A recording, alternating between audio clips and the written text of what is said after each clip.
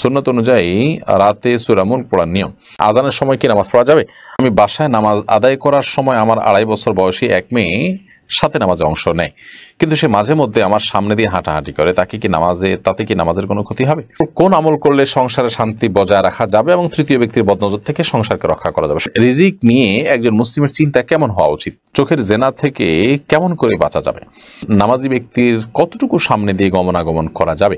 জীবন সঙ্গিনীর জন্য কিভাবে দোয়া করা উচিত? স্পেসিফিক কাউকে পাওয়ার জন্য দোয়া করা যাবে কিনা? মাঝে মধ্যে ইবাদত করার পর মনে হয় রিয়া করে ফেললাম, যদিও রিয়া করা বা এই জাতীয় নিয়ত আমি করিনি, এটা কি শুধুই ওয়াসওয়াসা? সূরা ওয়াকিয়া পড়লে কি রিজিক বাড়ে? আমার সন্তান জন্মের 15তম দিনে মারা যায়, আমি 7ম দিনে আকিকা দিতে পারিনি, এখন কি আমার মৃত সন্তানের জন্য আকিকা দিতে হবে? আজানের সময় মাথা কাপড় দিতে হবে, এটা কতটুকু যুক্তিযুক্ত? সমস্ত ইবাদত করার সুযোগ হয় আলহামদুলিল্লাহ, কিন্তু গুনাহ ছাড়তে পারছি না, করণীয় কি? চলুন তাহলে আর বিলম্ব না করে আমরা প্রশ্নোত্তরের আলোকিত ভুবনে প্রবেশ করি।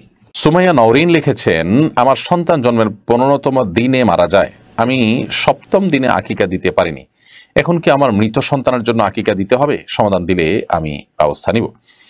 বোন সুমাইয়া, আপনার সন্তান যেহেতু মারা গেছে, এখন আর তার আকিকা আপনার দিতে হবে না, তবে 15তম দিনে মারা গেছে মানে হলো 7ম দিনে আপনার আকিকা দেওয়া উচিত ছিল, না হলে 14তম দিনে আকিকা দেওয়া উচিত ছিল।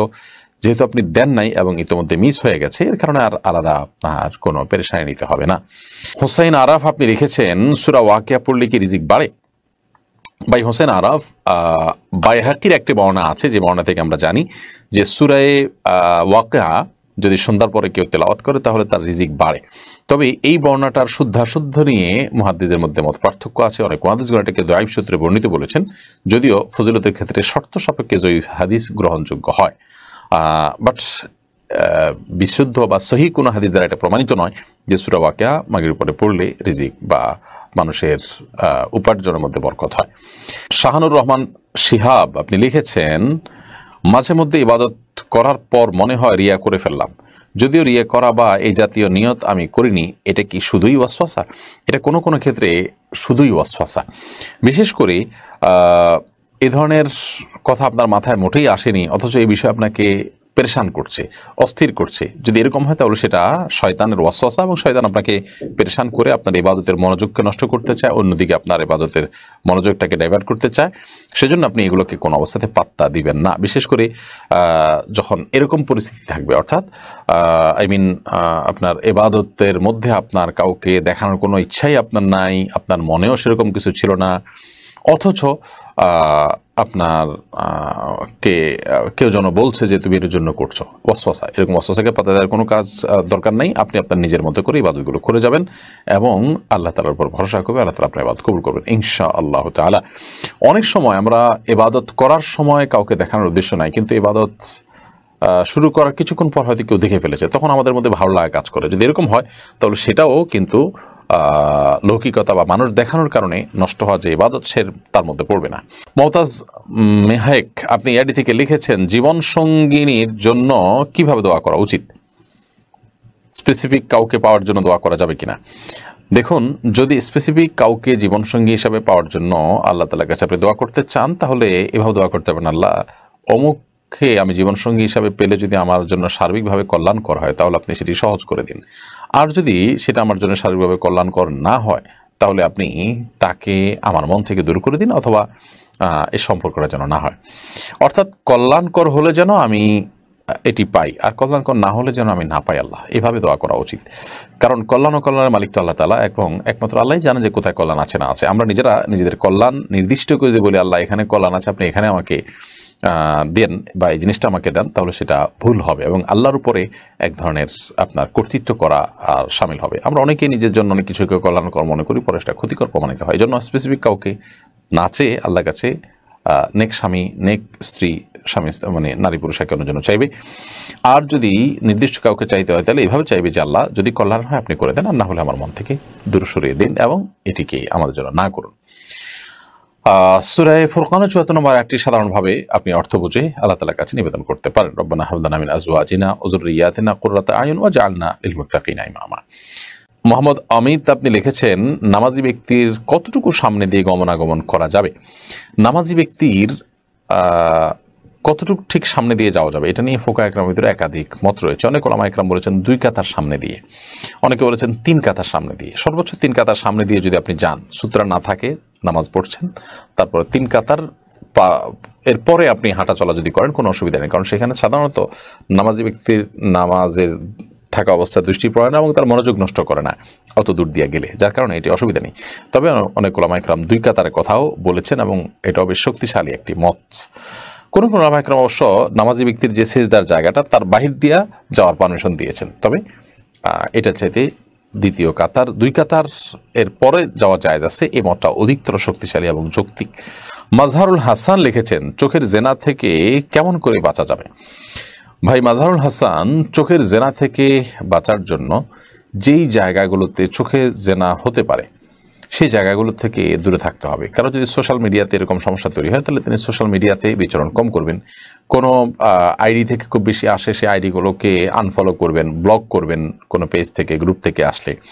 তো এইভাবে যেই জায়গায় গেলে চোখের জেনা হবে সেই জায়গা থেকে দূরে থাকতে হবে। এটি হলো চোখের জেনা থেকে বাঁচার সবচেয়ে কার্যকর উপায়। সেই সাথে যখন বাইরে আমরা বের হবো, এরকম কোনো জায়গায় যদি যেতেই হয় যেখানে চোখের জেনার আশঙ্কা আছে, সেখানে যথাসম্ভব আগে থেকেই এই কথা মাথায় রেখে তারপর বের হওয়া, যে আমি যেখানে যাচ্ছি সেখানে এই সমস্যাটির মুখোমুখি আমাকে হতে পারে, সেটা মাথায় রেখে আমাদের বের হতে হবে এবং দৃষ্টিকে অবনত রাখতে হবে। আল্লাহ রাব্বুল আলামিন কোরআনে কারীমে আমাদেরকে কিন্তু সেই নির্দেশ করেছেন। অতএব দৃষ্টিকে অবনত রেখে তারপর চলতে হবে। এরপর যদি হয়ে যায় আল্লাহ তাআলার কাছে মাপ চেয়ে নতুন করে সংকল্প করতে হবে, আর যেন না হয় সেজন্য। এমডি আল মেহেদি হাসান আপনি লিখেছেন, রিজিক নিয়ে একজন মুসলিমের চিন্তা কেমন হওয়া উচিত? একজন মুসলিমের চিন্তা হওয়া উচিত যে রিজিকের জিম্মাদারি আল্লাহ তাআলা নিয়েছেন, আমি রিজিকের জন্য চেষ্টা করতে হবে, আল্লাহ নির্দেশ আমাকে করেছেন চেষ্টা করার জন্য। ফাইদা খুদিয়াতিস সালাহ ফান্তাশিরু ফিল আরদি ওয়াবতাগু মিন ফাদলিল্লাহ। নামাজ শেষ হয়ে গেলে তুমি জমিনে ছড়িয়ে পড়ো এবং আল্লাহর করুণা অর্থাৎ রিজিক যেগুলো ছড়িয়ে ছিটিয়ে আছে সেগুলো আহরণ করো। তো আল্লাহ তাআলা রিজিক আমাকে অন্বেষণ করতে নির্দেশ করেছেন, বসে থাকার সুযোগ না, আমাকে রিজিক অন্বেষণ করতে হবে। আবার এটাও মাথায় রাখতে হবে আমার ভাগ্যে সেটুকুই আসবে যেটুকু আমার ভাগ্যে লিখে রেখেছেন আল্লাহ রাব্বুল আলামিন, আমি সেটুকুই পাবো। বিধায় রিজিক নিয়ে খুব বেশি হাউতাশ করা, খুব বেশি পেরেশান হওয়া, খুব বেশি আশাহত হওয়া, এটা কিন্তু উচিত না। এটা যদি কেউ করেন তাহলে সেক্ষেত্রে আল্লাহর প্রতি তার ইমানের দুর্বলতা আছে তার প্রমাণ হবে। সালমা ইসলাম তন্দরা এআইডি থেকে আপনি লিখেছেন,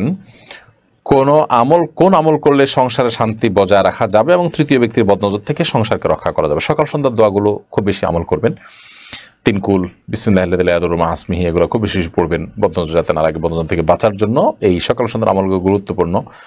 এছাড়া নিজের মধ্যকার অশান্তি যাতে নষ্ট না হয় সেজন্য যথাসম্ভব আল্লাহ সুবহানাহু ওয়া তাআলার কাছে দোয়া করবেন এবং সকল বস্তুর অনিষ্ট থেকে বাঁচার জন্য নবী সাল্লাল্লাহু আলাইহি ওয়াসাল্লামের যে আমলগুলো আছে সেগুলো করতে থাকবেন, ইনশাআল্লাহ আল্লাহ তাআলা হেফাজত রাখবেন। আরিফ আল ইসলাম এআইডি থেকে আপনি লিখেন, সমস্ত ইবাদত করার সুযোগ হয় আলহামদুলিল্লাহ, কিন্তু গুনাহ ছাড়তে পারছি না, করণীয় কি? গুনাহ ছাড়তে পারাটা খুব কঠিন কাজ, অন্যান্য ইবাদতের তুলনায় গুনাহ ছাড়াটা অনেক বেশি চ্যালেঞ্জিং কাজ এবং অনেক বেশি কষ্টের কাজ। সেজন্য গুনাহ থেকে বাঁচার জন্য এবং গুনাহ ছাড়ার জন্য প্রয়োজন হলো দৃঢ় মনোবল এবং গুনাহ ছাড়ার গুরুত্ব বুঝতে পারা। নবী সাল্লাল্লাহু আলাইহি ওয়াসাল্লাম তার একজন প্রিয় সাহাবীকে বলেছেন, ইত্তাকিল মাহারিমা তাকুন আবাদান নাস, তুমি হারাম কাজ থেকে বেঁচে থাকো তাহলে সবচেয়ে বড় আবেদ হতে পারবে। মানুষের মধ্যে সবচেয়ে বড় ইবাদত গুজার হতে হলে তোমার হারাম কাজ থেকে বেঁচে থাকতে হবে। হারাম কাজ থেকে বেঁচে থাকাটাই হলো সবচেয়ে বড় ইবাদত গুজার হওয়া। এই জন্য হারাম কাজ থেকে বেঁচে থাকার গুরুত্বটা আমাদেরকে অনুধাবন করতে হবে, আঁচ করতে হবে, উপলব্ধি করতে হবে এবং হারাম কাজ থেকে বেঁচে থাকার জন্য হারাম পরিবেশ ছাড়তে হবে, গুনাহের পরিবেশ ছাড়তে হবে এবং নেককারদের পরিবেশ থাকতে হবে। আল্লাহ তাআলা বলেছেন, ইয়া আইয়ুহাল্লাযীনা আমানু তাকুল্লাহ ওয়া কুনু মা'আস সাদিকিন, হে ঈমানদারগণ তোমরা তাকওয়া অবলম্বন করো, গুনাহ বর্জন করো, আল্লাহর ভয় অন্তর ধারণ লালন করো এবং নেককারদের সঙ্গ অবলম্বন করো। সে চৌধুরী আপনি লিখেছেন, আজানের সময় মাথা কাপড় দিতে হবে, এটা কতটুকু যুক্তিযুক্ত?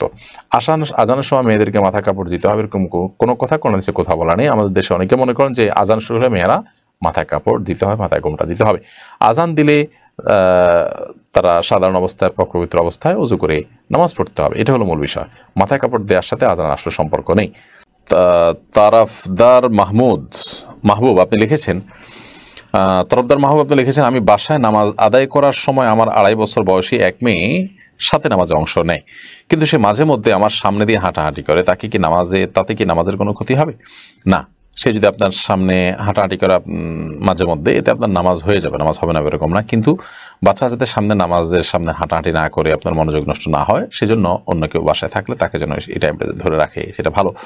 অথবা আপনার আপনি নিজেও যদি দেখা যায় সে খুব বেশি ডিস্টার্ব করে, তো আলতো করে নামাজের মধ্যে আমলে কাসির না হয়, অর্থাৎ নামাজের মধ্যে এমন কিছু করছেন যেটা দেখে আপনি নামাজের পুরো মুড থেকে বের হয়ে গেছেন, এরকম না হয়, সেরকম করে আপনি তাকে আস্তে করে সরা দিতে পারেন, আলতো করে। আর যদি সে আপনার সাথে নামাজে দাঁড়ায়, অতএব সে নামাজ পড়বে সেটা আপনি ধরে নিয়েছেন, কিন্তু নামাজ না পড়ে সে মাঝে হাঁটাহাঁটি করছে, এতে আপনার নামাজের ক্ষতি হবে না ইনশাআল্লাহ তাআলা। বিশেষ করে শেখার উদ্দেশ্যে তাকে সাথে নামাজ পড়াটা দর্শনীয় নয়। জানাতুল ফেরদৌস আপনি লিখেছেন, আজানের সময় কি নামাজ পড়া যাবে? আজানের সময় নামাজ পড়া যাবে, কোনো অসুবিধা নেই। ওয়াক্ত হয়ে গেছে, ওই ওয়াক্তে নামাজ পড়তে পারেন, বা অন্য নামাজ পড়ছেন, এদিকে আজান চলছে, কোনো অসুবিধা নেই। তবে আজান যখন শুরু হয় তখন নামাজ শুরু না করে আজানের জবটা দিয়ে তারপর নামাজ পড়া উত্তম, কারণ আজানের জব দেওয়া একটা ইবাদত, ওই টাইমে একটা ইবাদত করার সুযোগ আছে, সেই ইবাদতটা করে তারপর আপনি অন্য ইবাদতে শামিল হলেন। আর যদি আপনি সালাত শুরু করেছেন, এদিকে আজান শুরু হয়েছে, কোনো অসুবিধা নেই, আপনার সালাত অব্যাহত রাখবেন। তাওহিদ বিন জিহাদ আপনি লিখেছেন, সুন্নত অনুযায়ী রাতে সূরা মুলক পড়ার নিয়ম, সেই সূরা আমি যদি বিতরের নামাজে